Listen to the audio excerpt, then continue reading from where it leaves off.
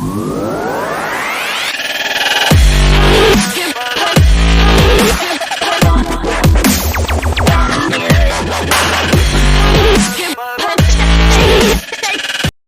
friends and my dear students, I Abhishek Kumar, welcome back on my YouTube channel Technomaster Abhishek. So guys, in this video I am going to discuss about the chapter number 1 part 4. Part 1, part 2 and part 3 already मैंने discuss कर लिया था, जिसमें बहुत सारी चीजें मैंने discuss की थी अबाउट द कैड क्या होता है, फिर उसके बाद design process, design cycle and CAM क्या होता है, उसके बारे में पूरा हमने डिस्कस कर लिया था चैप्टर 1 के पार्ट 1 और पार्ट 2 पार्ट 3 में. So I am going to discuss in this video in part 4 computer integrated manufacturing. That is the topic that comes under the chapter 1 also. So इसमें कंप्यूटर इंटीग्रेटेड मैन्युफैक्चरिंग क्या होती है, उसका role क्या है, उसके बारे में थोड़ा सा हम डिस्कस करेंगे इस वीडियो में. ओके स्टूडेंट्स, तो चलिए without wasting time let's get started.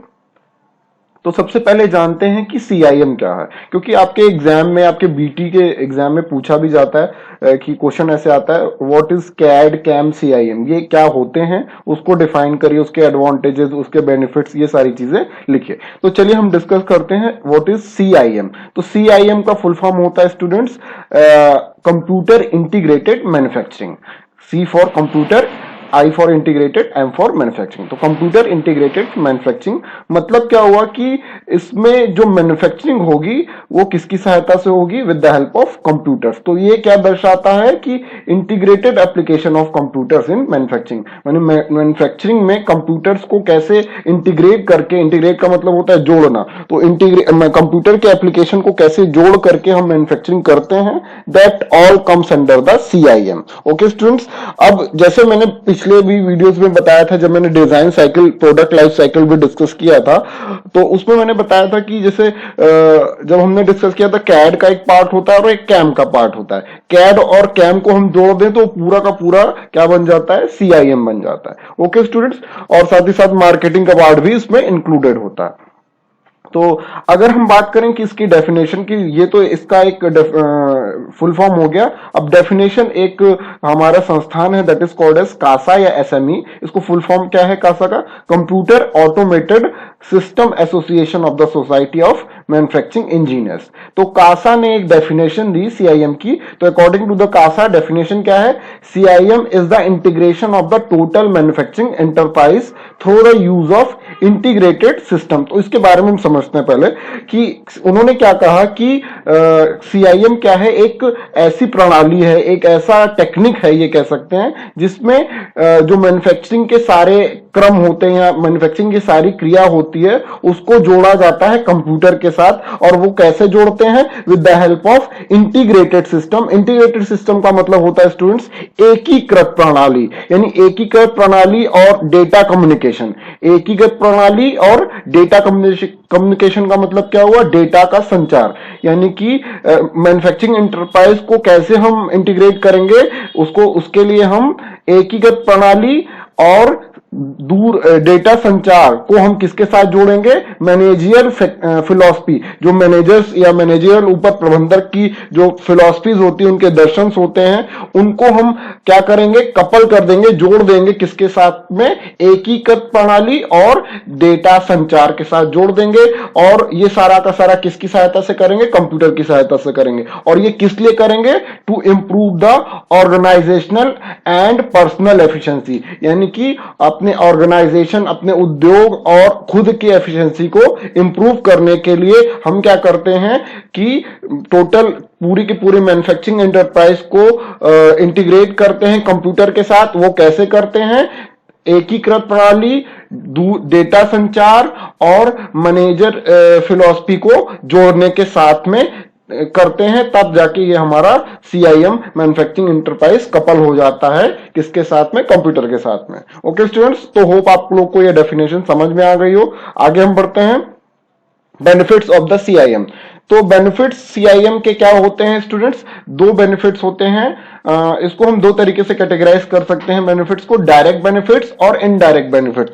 Direct benefits जो मतलब सीआईएम से टोटल डायरेक्टली दिखाई देता है बेनिफिट्स, वो क्या है उसके बारे में बात करते हैं। तो हायर प्रॉफिट्स, सीधी सी बात है कि हम सारा का सारा जो मैन्युफैक्चरिंग कर रहे हैं वो कैसे कर रहे हैं, with the help of computers कर रहे हैं, डिजाइन भी with the help of computers कर रहे हैं, मार्केटिंग भी कर रहे हैं, सर्वे भी कर रहे हैं, सब कुछ with the help of automated system, computer system की सहायता से कर रहे हैं, इसलिए प्रॉफिट क्या हो जाता है, हायर हो जाता है। उसके बाद less direct labour, that means यहां पे हम लेबर को रिड्यूस कर देते हैं, बिकॉज मशीन हम यूज कर रहे हैं और ऑटोमेटेड मशीन यूज कर रहे हैं, तो इस तरीके से, या रोबोट टेक्नोलॉजी का यूज कर रहे हैं तो लेबर कम लगता है, और लेबर कम लगेगा तो लेस डायरेक्ट लेबर आएगा, और इस लेस डायरेक्ट लेबर आएगा तो उसका कॉस्ट भी कम आएगा, जो वेजेस देने पड़ेंगे। उसके बाद हम बात करते हैं इंक्रीज्ड मशीन यूज, जैसे कि पहले आदमी मशीन पे काम करता था, अब क्या हो गए, नई मशीनें आ गई, वो ऑटोमेटेड मशीनें हैं, तो मशीन का जो टाइम है, मशीन का यूज करने का टाइम वो भी बढ़ जाता है। उसके बाद स्क्रैप एंड रीवर्क, जो आपका मटेरियल वेस्ट हो जाता है, स्क्रैप वो कम होता है with the help of benefits, क्योंकि इसमें खराब होने के चांसेस बहुत ही कम होते हैं। फिर उसके बाद इंक्रीज फैक्ट्री कैपेसिटी, फैक्ट्री की कैपेसिटी बढ़ जाती है, ये चीज आप लोग को समझ में आ रही होगी पॉइंट से ही। रिड्यूस्ड इन्वेंट्री, इन्वेंट्री का मतलब क्या होता है, जो मटेरियल को हैंडल करते हैं, रॉ मटेरियल लाके पहले स्टोर कर देते हैं, या बहुत सारे प्रोडक्ट प्रोड्यूस करने के बाद उसको उसमें साइलोज में या फिर आपके गोडाउन्स में रखा जाता है, तो वो इन्वेंट्री कम हो जाती है, क्योंकि यहाँ पे हम जस्ट इन टाइम का यूज करते हैं, मतलब पार्ट प्रोड्यूस होता जाता है, जैसे जैसे डिमांड आती है उसी तरीके से पार्ट प्रोड्यूस होता है, मार्केट में उसको उतारते रहते हैं, तो इस तरीके से इन्वेंट्री रिड्यूस होती है। Sorted new product development time, जैसे कोई नया प्रोडक्ट हमें बनाना है तो उसमें जो टाइम लगता है बहुत ही कम लगता है, बहुत क्विकली हम उसको डेवलप कर लेते हैं। उसके बाद फ्यूअर मिस डिलीवरी डेट्स, हम जो जैसे मान लीजिए हमारे पास जो प्रोडक्ट का वो आया, डिमांड आई है कहीं किसी और जगह से, और उसकी डेट है कुछ, तो हम डिलीवरी डेट से पहले या डिलीवरी डेट को ही पूरा तैयार कर देते हैं, बहुत ही कम ऐसा टाइम होता है कि हम डिलीवरी डेट के बाद दे, तो फ्यूअर मिस डिलीवरी डेट्स। उसके बाद डिक्रीज वारंटी कॉस्ट, और आपका हाई क्वालिटी होगा तो वारंटी की जो कॉस्ट है वो मतलब जल्दी प्रोडक्ट खराब नहीं होगा वारंटी के अंडर में, तो इस तरीके से वारंटी कॉस्ट भी डिक्रीज हो जाएगा। इनडायरेक्ट कॉस्ट क्या क्या होगी students, these are the direct benefits. Higher employ morale, मतलब क्या हुआ कि यहाँ पे एम्प्लॉय को जो प्रोत्साहन होता है वो मिलता रहता है, बहुत ही ज्यादा मोरल उसका बढ़ता रहता है। उसके बाद वर्किंग एनवायरनमेंट सेफ होता है, जैसे मान लीजिए पहले हम लेथ मशीन की बात करें, अब सीएनसी मशीन की बात करें, तो सीएनसी मशीन टोटली पैक्ड होता है, कवर होता है, तो सेफ्टी ज्यादा होती है अगर हम ऑटोमेटेड सिस्टम या सीआईएम का यूज कर रहे हैं तो। उसके बाद इंप्रूव कस्टमर इमेज, क्योंकि हमारी क्वालिटी इंप्रूव हो रही है, तो जो कस्टमर के अंदर हमारी जो एक ब्रांडिंग आ जाती है, वो इमेज बन जाती है, वो इंप्रूव होती है। उसके बाद बात करते हैं ग्रेटर शेड्यूलिंग फ्लेक्सिबिलिटी, मतलब हम फ्लेक्सिबल होते हैं कि अपने काम को कैसे कैसे शेड्यूल करें, अपने मैन्युफैक्चरिंग को कैसे शेड्यूल करें, उस तरीके के लिए हम फ्लेक्सिबल होते हैं अगर सीआईएम का यूज कर रहे हैं, तो बहुत ग्रेटर फ्लेक्सिबिलिटी मिलती है इसमें। ग्रेटर ईज इन रिक्रूटिंग न्यू एम्प्लॉयज, नए एम्प्लॉयज को रिक्रूट कर रहे हैं, उसको काम पे ले रहे हैं, तो वो आसानी होती है, क्योंकि हमें स्किल लेबर चाहिए होता है, जो हमें काम मशीन चलाना जानेगा उसी को हम रखेंगे, ठीक है। उसके बाद जॉब सिक्योरिटी बढ़ जाती है, और more opportunity for upgrading skills, क्योंकि पहले क्या होता था, लेबर एक ही काम को करता रहता था, अब क्या है, नई मशीनें आ गई तो स्किल के लिए ट्रेनिंग दी जाती है एम्प्लॉयज को, तो अपॉर्चुनिटी सीखने की बहुत ही ज्यादा बढ़ जाती है। तो these are some benefits, direct benefits और indirect benefits of the CIM. तो होप आप लोग को समझ में आ रहा हो ये चीज, और समझ में आ रहा है तो लाइक शेयर सब्सक्राइब जरूर करें, ताकि अपकमिंग वीडियोस आपको मिलते रहें।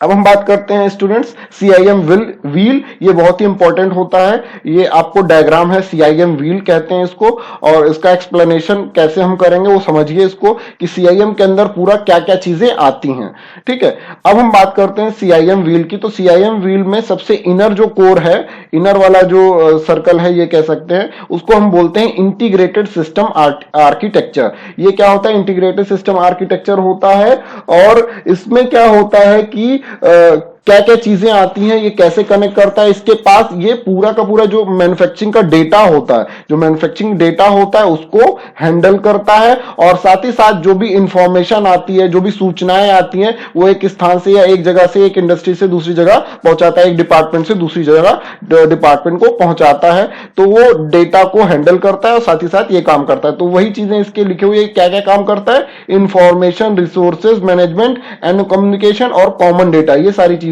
को हैंडल ये इंटीग्रेटेड सिस्टम आर्किटेक्चर करता है। अब ये जो ये वाला व्हील है अंदर वाला, इसके बाहर एक व्हील है ये वाला, इस व्हील को हम क्या बोलते हैं, इस व्हील के अंदर क्या क्या चीजें आती हैं, इसको हम 3 कैटेगरी में डिवाइड करते हैं। Number 1 is factory automation, number 2 is product process, number 3 is manufacturing planning and control. तो manufacturing planning and control, product process, factory automation, ये सारा का सारा इसी में आता है। तो सबसे पहले क्या आता है इसमें, प्रोडक्ट प्रोसेस। प्रोडक्ट प्रोसेस का मतलब क्या हुआ, सबसे पहले डिजाइन आई जो कि नीड के हिसाब से, ये पूरा पूरा ये हैंडल करता है। डिजाइन के बाद एनालिसिस हुआ, उसका सिमुलेशन हुआ, फिर उसके बाद उसका डॉक्यूमेंट बना। डॉक्यूमेंट कहां पे आएगा, मैन्युफैक्चरिंग वाले डिपार्टमेंट पे आएगा। मैन्युफैक्चरिंग से आने से पहले वो प्रोसेस प्लानिंग में आएगा। तो प्लानिंग एंड कंट्रोल क्या करेगा, उसकी शॉप फ्लोर पे आएगा, मटेरियल देखेगा, उसकी शेड्यूलिंग देखेगा, क्वालिटी प्रोसेस देखेगा, फैसिलिटीज एंड प्लानिंग देखेगा, ये सारा चीजें, सारे की सारी चीजें ये हैंडल करेगा। ओके स्टूडेंट्स, उसके बाद फैक्ट्री ऑटोमेशन, इसमें क्या क्या चीजें आएंगी, ये सारा प्लानिंग होने के बाद मैन्युफैक्चरिंग होगा, मटेरियल्स हैंडलिंग होगी, असेंबली होगी, पार्ट का प्रोड्यूस होगा। जैसे मान लीजिए जो भी मटेरियल लग रहा है वो सब चीजें हमने यहाँ पे डिसाइड कर ली कि ये मटेरियल लगेगा, और ऐसे ऐसे रूट शीट बन जाएगा कि एक प्रोडक्ट जो बनना है इस मशीन से एक मशीन पे जाएगा तो पूरा का पूरा रूट शीट बन जाएगा। क्वालिटी कैसे कैसे चेक करेंगे, सारा का सारा चीजें मैन्युफैक्चरिंग प्लानिंग एंड कंट्रोल में हो जाएगा इस डिपार्टमेंट में। फिर उसके बाद ये कहां जाएगा, पूरा इंफॉर्मेशन फैक्ट्री ऑटोमेशन में जाएगा, तो वहां पे मटेरियल्स हैंडलिंग होगी, ये सारा का सारा चीजें ऑटोमेटेड सिस्टम के थ्रू होगा। ठीक है, फिर अगर 2 पार्ट्स बन रहे हैं तो उसको असेंबली होगी, इंस्पेक्शन होगा, टेस्टिंग होगी और मटेरियल प्रोसेसिंग होगी। ठीक है स्टूडेंट्स, तो इस तरीके से ये व्हील के अंदर में ये आएगा। और जो आउटर व्हील है उसको हम 4 कैटेगरी में डिवाइड करते हैं, देख सकते हैं आप, manufacturing management and human resource management, marketing, strategic planning, finance. Finance मतलब जो ये अपर जो आपके जो ये कह सकते हैं जो बॉस होता है वो वाला हिस्सा, ये बाहर वाला व्हील कहता है। मतलब फाइनेंस जो देखेगा पूरा का पूरा पैसा कौन लगा रहा है, manufacturing management, human resource management, कौन कौन एम्प्लॉय रखा जाएगा, एचआर वगैरह, ये सारी चीजें इसमें आएंगी। उसके बाद मार्केटिंग कैसे होगी, स्ट्रेटेजिक प्लानिंग कैसे कैसे कैसे हमारे प्रोडक्ट को मार्केट में उतारा जाए, कैसे कैसे इंप्रूव कर सकते हैं, तो वो सारा का सारा चीजें ये अपर वाले या बाहर वाले व्हील में आएगा। तो इस तरीके से सीआईएम व्हील को देख के अंदर आपको देख के पता लग रहा होगा कि सारी की सारी चीजें मार्केटिंग से लेके डिजाइन से लेके मैन्युफैक्चरिंग सब का सब कुछ सीआईएम के थ्रू, सीआईएम के अंडर में आता है। और ये सारा कैसे हो रही है, ऑटोमेटेड सिस्टम के द्वारा हो रही है, यानी कंप्यूटर्स की सहायता से हो रही है। तो इसको बोलते हैं हम सीआईएम व्हील। और ये सारी चीजें जो मैंने स्टूडेंट समझाई है, यही चीजें मैंने यहाँ पॉइंट्स में लिख रखी है, ये आप इसको पढ़ लीजिएगा। चलिए हम आगे बढ़ते हैं। कुछ function of the computers in CIM system. CIM system में कंप्यूटर्स का क्या क्या रोल होता है वो हम देख लेते हैं। कंप्यूटर्स क्या करते हैं सीआईएम सिस्टम में, सबसे पहली चीज है मशीन को कंट्रोल करते हैं। मशीन को कंट्रोल करना है, मशीन ऑन ऑफ करना है, और वो सारी चीजें, वो सारा कैसे करेंगे हम, ऑटोमेटिक सिस्टम या सॉफ्टवेयर के माध्यम से करेंगे। ओके, उसके बाद हम बात करते हैं डायरेक्ट न्यूमेरिक कंट्रोल। ये भी कौन करेगा, कंप्यूटर्स करेगा। मतलब हम एक पार्ट प्रोग्राम बनाएंगे, ये आगे आप पढ़ेंगे भी एनसी प्रोग्रामिंग में। पार्ट प्रोग्राम बनाते हैं, प्रोग्रामिंग करते हैं, जो कि कंप्यूटर के थ्रू ही बनाते हैं, और कंप्यूटर के थ्रू एनसी मशीन्स पे डालते हैं, वो रीड करता है। तो डायरेक्ट न्यूमेरिक कंट्रोल कौन कर रहा है, कंप्यूटर्स कर रहे हैं। फिर उसके बाद प्रोडक्शन का जो कंट्रोल होगा, सीधी सी बात है, प्रोडक्शन भी कंट्रोल कर रहा है कंप्यूटर्स।